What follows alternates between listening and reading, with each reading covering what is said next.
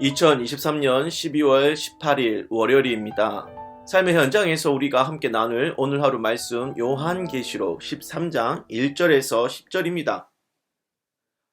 내가 보니 바다에서 한 짐승이 나오는데 뿔이 10이요 머리가 7이라. 그 뿔에는 10 왕관이 있고 그 머리들에는 신성 모독하는 이름들이 있더라. 내가 본 짐승은 표범과 비슷하고 그 발은 곰의 발 같고 그 입은 사자의 입 같은데 용이 자기의 능력과 보좌와 큰 권세를 그에게 주었더라.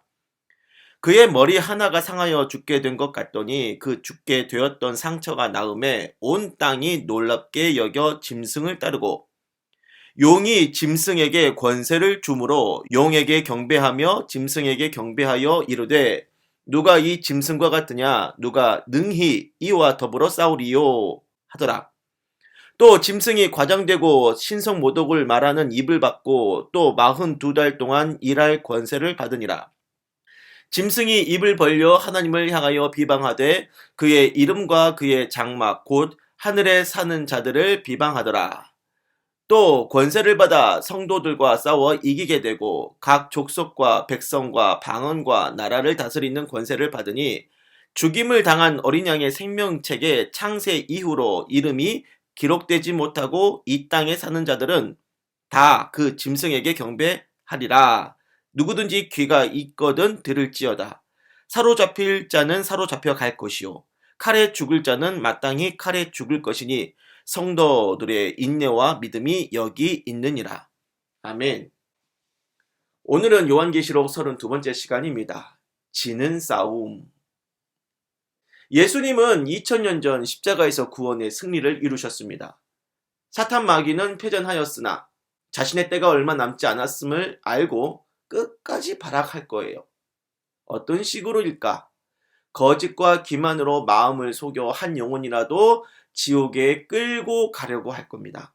그러면서 그렇게 속아 넘어간 자들을 장기말로 사용하여 믿지 않는 자가 믿는 자에게 위해를 가하는 형태로 싸움을 겁니다. 그런 장기말로 사용되는 것들, 대표적으로 언급된 것이 본장 13장에 나오는 짐승이에요. 1절에 내가 보니 바다에서 한 짐승이 나오는데, 바다에서 나오는 짐승이죠. 구약 성경에 보면 바다 괴물인 리워야단, 영어로 레비아탄이라고 하는 것이 있는데 종종 하나님을 대적하는 사탄적 존재로 이해를 해요. 그런 괴물을 생각나게 하는 바다 짐승이죠. 이 짐승은 4절에 보니까 용의 권세를 받고 5절 보니까 42달 동안 일을 합니다. 42달은 1260일, 또 한때 두때와 반때. 성도들이 말세 때 극심하게 핍박받는 기간을 말하죠. 6절 그 짐승이 하나님을 비방하고 7절 성도들과 싸워 이겨 이 세상 나라를 다스립니다. 8절 어린 양의 생명책에 기록되지 않은 자들, 그러니까 구원받지 못할 자들은 다 그 짐승을 경배하며 섬기게 될 것이라 말씀하고 있습니다. 12장에서 용은 옛뱀이고 마귀고 사탄이라고 했거든요. 즉 사탄은 짐승을 자신의 장기말로 사용해서 성도들과 싸움을 붙이는 겁니다. 그래서 이 짐승의 정체가 뭐냐 하는 건데, 일단은 사탄의 명을 따라 예수 그리스도를 대적하여 성도들과 싸우는 세상 권세자 적그리스도입니다. 이 짐승에 대해 사람들이 많이 거론했던 것이 뭐냐 보니까 기독교를 핍박하던 로마의 황제들로 많이 생각했었습니다. 특히나 로마의 대화재를 일으키고 수많은 기독교인들을 처형했던 네로 황제를 많이 생각했어요. 또 16세기 이후 유럽의 프로테스탄트들은 가톨릭 교양을 많이 생각했고요. 20세기에 가서는 2차 세계대전을 일으켰던 히틀러를 떠올리기도 했습니다. 어떤 종말론자들은 통합된 유럽 EU의 수장이라고 예언하기도 했습니다.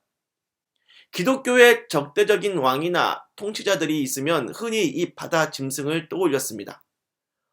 자, 지금 무슬림 국가에서 정치적으로 기독교를 탄압하는 통치자가 있고 이 한반도 북쪽만 봐도 북한의 김정은 체제는 기독교인의 존재를 부정하고 발견되는 즉시 감옥에 가두고 사형을 시키고 그렇게 극단적인 탄압을 하고 있잖아요. 과거에도 그랬고 현재도 그렇지만 우리가 이 말세 시대를 사는 동안은 정치 권력적으로 기독교를 적대하는 그런 사람들이 끊임없이 일어날 수 있는 겁니다. 우리나라가 지금은 종교의 자유를 가지고 마음껏 기독교 신앙을 누리고 있지만 언젠가 시대가 변하여 기독교를 탄압하는 것이 국가적인 이익이 된다면 그때는 이 나라 대통령이 적그리스도가 될 수도 있겠지요. 여러분, 다시 말씀드리지만 예수님은 이미 십자가에서 사탄 마귀에게 구원의 승리를 이끄셨습니다. 그 예수님께 패배한 사탄 마귀는 우리의 영혼을 건드릴 수 없습니다. 다만 직접적으로 우리를 해할 수는 없으나 우회적인 방법을 씁니다. 끊임없이 거짓과 기만으로 우리를 속여 스스로 믿음을 저버리고 자멸하게 하던가, 자신이 속이고 유혹해서 수족으로 삼은 수많은 적그리스도들을 이용하여 물리적인 충돌을 성도들에게 가할 것입니다. 그런 말세 시대를 향하여 주님께서 성도들에게 말씀하세요. 10절에 사로잡힐 자는 사로잡혀갈 것이요 칼에 죽을 자는 마땅히 칼에 죽을 것이니 성도들의 인내와 믿음이 여기 있느니라. 사로잡힐 자는 사로잡혀가고 칼에 죽을 자는 마땅히 칼에 죽을 것이니 무슨 뜻일까요? 주님께서는 사로잡힐 일이 있으면 사로잡히고 칼에 죽을 일이 있으면 마땅히 칼에 죽을지언정 주님이 십자가형을 순히 받으셨듯이 너희도 그들의 무력에 저항하지 말고 핍박을 순히 받으라는 거죠. 이것은 물리적으로 질 수밖에 없는 싸움 아니겠습니까? 하지만 그렇게 원수를 용서하고 사랑하면서 끝까지 십자가 인내로서 믿음을 지켜야 예수 그리스도의 복음이 땅끝의 원수들에게까지 전파되는 것 아니겠습니까? 복음의 사명을 받은 자들이여 이 말씀을 순히 잘 받으시기 바랍니다.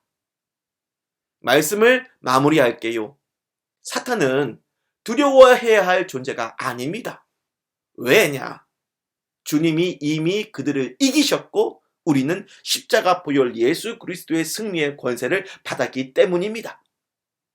하지만 이 세상의 복음을 땅끝까지 전파하기 위하여 우리는 지는 싸움을 기꺼이 받아들여야 합니다. 사탄의 대리자인 바다의 짐승 적그리스도가 거는 싸움에 지십시오. 그들과 물리적으로 이기려 들지 말고 사랑과 인내로서 포용하여 지세요. 그럴 때 우리는 믿음을 지킬 것이고 그 원수들 마음속 어둠에 예수 그리스도의 빛이 비춰질 것입니다. 기도할게요. 주여, 우리의 인내와 믿음이 예수 그리스도 복음의 빛이 온 세상을 비추는 최후 승리의 걸음이 되게 하여 주옵소서. 예수님의 이름으로 기도를 드립니다. 아멘.